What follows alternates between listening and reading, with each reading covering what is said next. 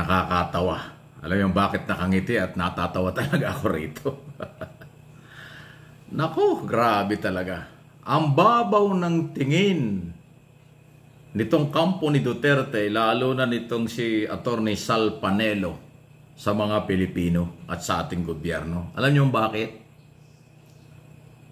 Alam niyo ang sinasabi ngayon ni Panelo?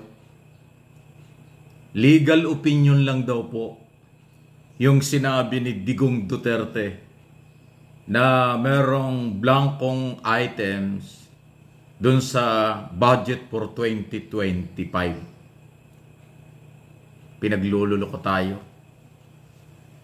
Sal Panelo, iba ang legal opinion kaysa sa expose.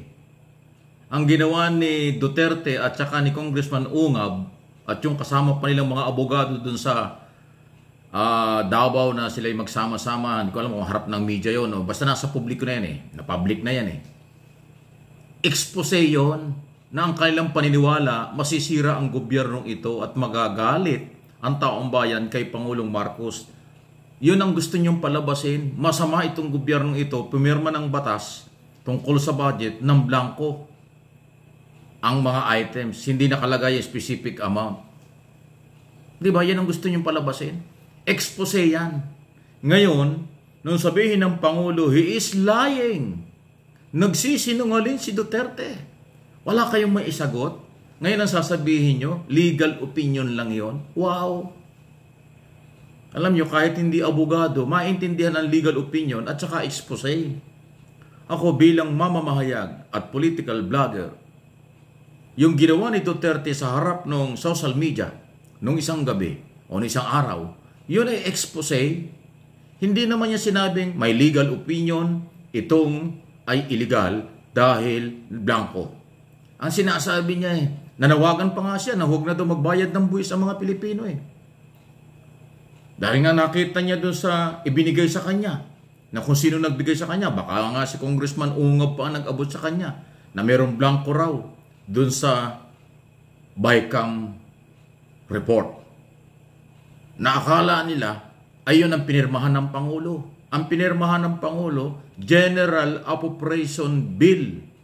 At after niya kanyang mapirmahan, naging GAA, General Appropriation Act.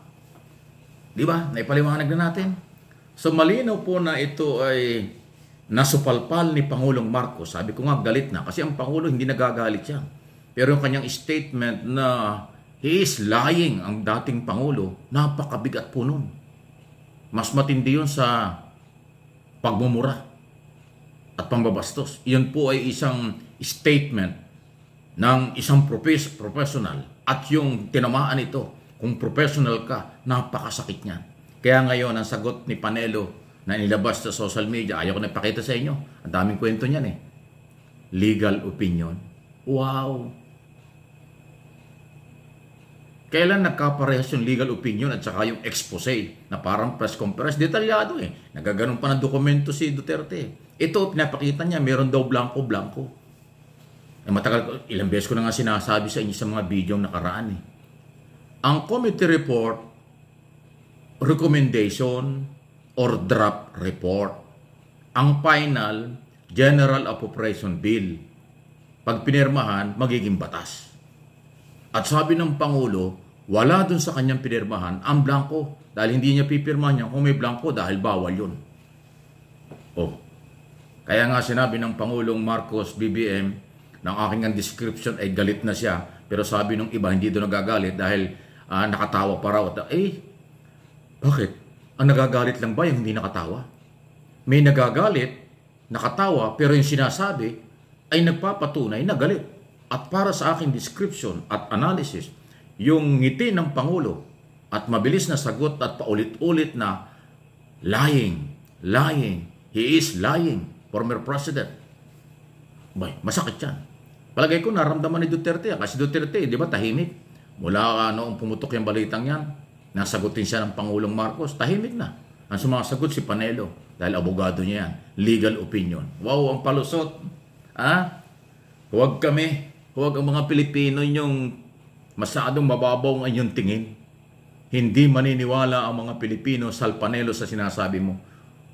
na legal opinion. Hindi naman sinabi ni Digong na legal opinion ko ito. Hindi, wala siya sinabing gano'n. Sinabi niya, bawal ito. Nanawagan pa nga siya sa Kongreso at Senado na ayusin ito. Nanawagan pa nga sa taong bayan, huwag magbayad ng buwis kasi illegal daw itong budget. Or delikado raw itong budget. Di ba ganun sabi niya? Dami. Bakit si Panelo, expected naman natin, laging kabaliktaran yan. Troubleshooter yan eh. Parang si Roque, nagtatagong ng Harry Roque, ganun ang gawa ng dalawang yan eh. Magsasalita, pagtatanggol si Duterte, pero pag nagsalita si Duterte, iba naman ang sinasabi kasi sinasabi ng kanyang abogado. Katulad ngayon, yan na naman.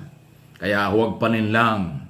Manatili po kayong magsubaybay sa aking mga topic, sa aking mga channel, dito sa MA Pinoy TV at ito, Mike Abby Opinion. Sasabihin natin kung ano ang implication ng kailang mga ginagawa at sinasabi. Dahil obligasyon ko bilang mamamahayag at political blogger na talakayin at magbigay ako ng opinion at interpretation diyan sa mga nangyayaring ito. Katulad nito, another panlilin lang ito. Nilin lang tayo, nilin lang kayo na may problema yung budget na pinirmahan, hindi niya ma-justify, sinabi ng Pangulong kasinungalingan, ayan, panlilin lang, hindi na nila ang mga Pilipino, hindi naniwala. Ngayon iba na naman ang palusot. Talaga lang ubos na talaga ang bala, ubos na talaga ang isyo na pinapuputok ng mga Duterte at ng anti-Marcos kasi madali silang mabuko, madaling masupalpal. Dito sa inyong mga pinagagagawa. Alam nyo kasi kung kayo tumutulong na lang sa ating gobyerno, ay di matutulungan pa ninyo ang mga mahihirap na Pilipino. At saka yung inyong mga supporters, marami ring mahihirap na Pilipino kung may followers nyo pero nabubudol nyo, nalilin lang nyo sa inyong mga pinagsasasabi. Hindi naman gumaganda ang buhay ng mahihirap na inyong followers, lalo lang sila naghihirap. Tapos minamali pa nyo yung totoong balita at mga nangyayari. Abay kawawa naman sila. Ako, dahil volunteer lang akong tumutulong sa gobyerno, dahil ako may malasakit at panindigan, ang taong bayan ng gobyerno, hindi ang mga politiko, kaya ako ginagawa ito. Walang personalan, issue lang. Sa inyo nang gagaling ang issue, tinatalakay ko lang. Sa inyo nang gagaling ang mga bagay na dapat ipaliwanag ko at talakayin ko para maintindihan ng aking mga followers, subscriber at mga viewers. Kayo po yun, Luzon, Visayas, Mindanao. Kaya paulit-ulit ako, hindi ako magsasawa. Lagi kong sinasabi, please like and share ng ating video at nang makarating sa kinaukulang mga Pilipino nang hindi sila maguyo, hindi sila mabudol. Sabihin natin ang totoo. Wala silang maisagot sa sinabi ng Pangulo na hindi siya pumirma ng blanco. Yan daw ay kasinungalingan or pagsisinungalin. He is lying. Yan ang madaling sinasabi. Paulit-ulit niya sinabi yun. Di ba? At paninindigan ko, galit ang Pangulo sa isang yan. Kung hindi sila naniniwalang galit ang Pangulo, hindi yan sasabihin ng ating Pangulo. Dahil si Pangulong Marcos hindi nagmumura. Si Pangulong Marcos bihirang magsalita. Pero nagsalita ng ganyan, lying. Sisinungalin ang dating Pangulo. Napakatindi po ng dating nyo. Kung hindi nyo naintindihan, ewan ko lang sa inyo kung anong inyong almusal. Baka kulang kayo sa almusal.